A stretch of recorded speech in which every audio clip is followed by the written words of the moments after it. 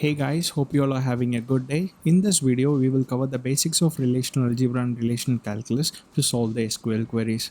This is the first part of series of videos where we will be learning how to solve complex SQL queries using relational algebra and relational calculus.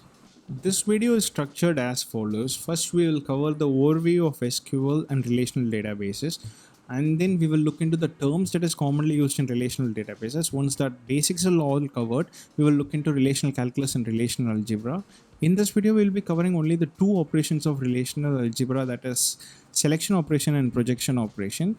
All the other operations will be covered as part of the future videos. And at last, we will have a look at the examples of how to apply relational calculus and relational algebra in a simple table. Database is nothing but a collection of tables, and if the tables are related to one another, that is relational database. SQL is a structured query language which we can use to retrieve information from the database, and we can do analysis to draw some valuable insights from it. That is the reason why SQL is a most in demand skills for data analysts and data scientists. Not only that, we can use R and Python to connect to SQL databases, and we can make use of SQL queries in them. But this does raises a question that we already have Excel and Access, then why do we need SQL? The reason is because Excel and Access has a size limit. We cannot store a huge amount of data. But on the other hand, SQL can handle a terabytes of data which has a lots of related tables. There are commonly used terms in databases, and it is really important to know them. We all know the commonly used terms like rows, columns, and tables. These are known as database terms, but there are relational terms which is similar to database terms. I have taken a sample table which has information about student name and their age. Let's look at the database terms and relational terms in detail so that we know how similar they are. What we call as a table in database terms is known as a relation in relational terms, and each record is known as row in database terms, but it is known as a tuple in relational terms. Student ID, last name, first name are known as column in database terms, but they are known as attribute in relational terms. So a tuple is nothing but a collection of attribute values, and relation is nothing but a collection of tuples. So we can say row in database term is nothing but a tuple in relational terms, and column in database term is nothing but an attribute in relational terms. Relation is made up of collection of tuples, and tuple is made up of collection of attribute values. Now that we know the terms that is commonly used in relational database, let's look at relational calculus and relational algebra. Relational calculus is an outcome based approach. So what I mean by that is we mention what we want rather than worrying about the process behind it. So let's take an example of a student table that I mentioned before. In this example, let's say that I want to find the students whose age is greater than 15. By visual inspection, we can say that the row number 101, 105 and 106 has age greater than 15. Relational calculus is somewhat similar to that. It is like saying I want the rows where the age is greater than 15. So if we want to represent in general English term, we can represent it as I want the set of rows that obey the following condition. Relational calculus is represented as follows. We will give the columns that has to be retrieved on the left side of the pipe operator and the condition that it has to satisfy on the right side of the pipeline operator. So in the previous example, we need the last name and first name column of the member table M, where the condition is age should be greater than 15. To represent this in relational calculus, we'll mention the last name and first name column on the left side of the pipeline operator, and it has to be retrieved from the table member. M is nothing but an alias for the member table, and we will give the age condition on the right side of the pipeline operator. As you can see, the relational calculus is an outcome based approach where we give what we want first rather than the process behind it. On the other hand, relational algebra is a process based approach. What do I mean by that is we perform a sequence of operation in order to get the results that we want. So in this video, we will be checking out the select and project operations. All the other operations will be covered as part of the future videos. The select operation is used to retrieve the rows that satisfy certain conditions. It is represented by a Greek symbol sigma.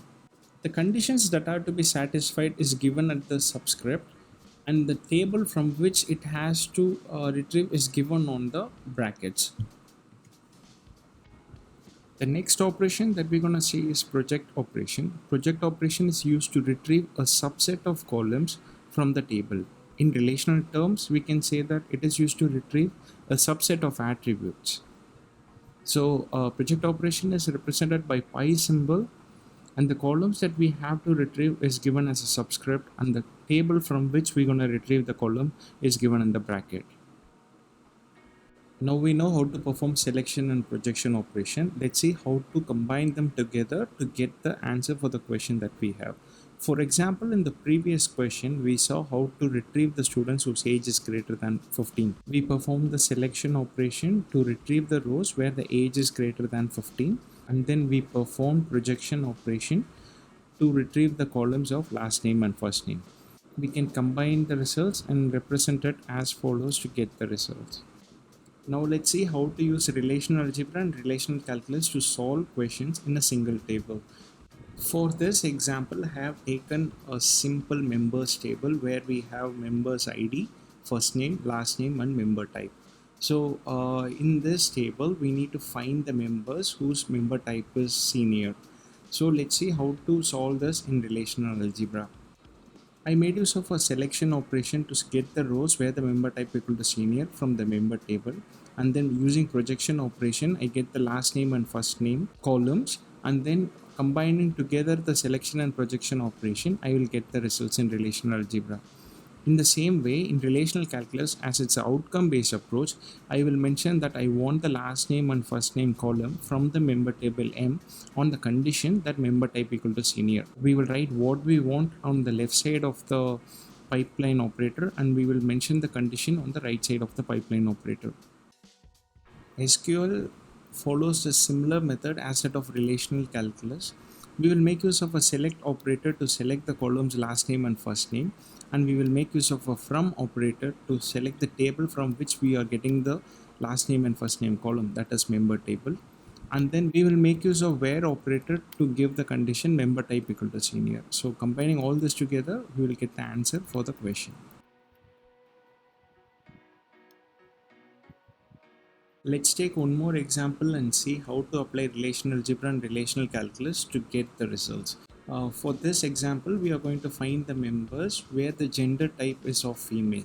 So to solve this question using relational calculus, as we did in the previous method, we will give the condition gender type is equal to F in using selection operation, and then we will select the last name and first name column using projection operation. We will combine the selection operation and projection operation to get the rows where gender type is equal to female.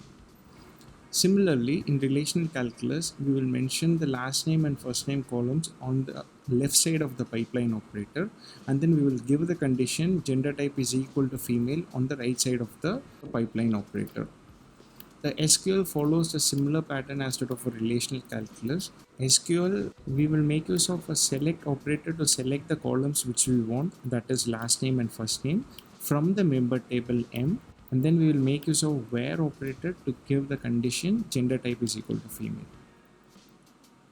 Combining all this, we'll get the results in SQL. The key takeaway from this video is as follows. Relational database is made up of collection of tables which are related to one another, and SQL is used to define and retrieve relational database.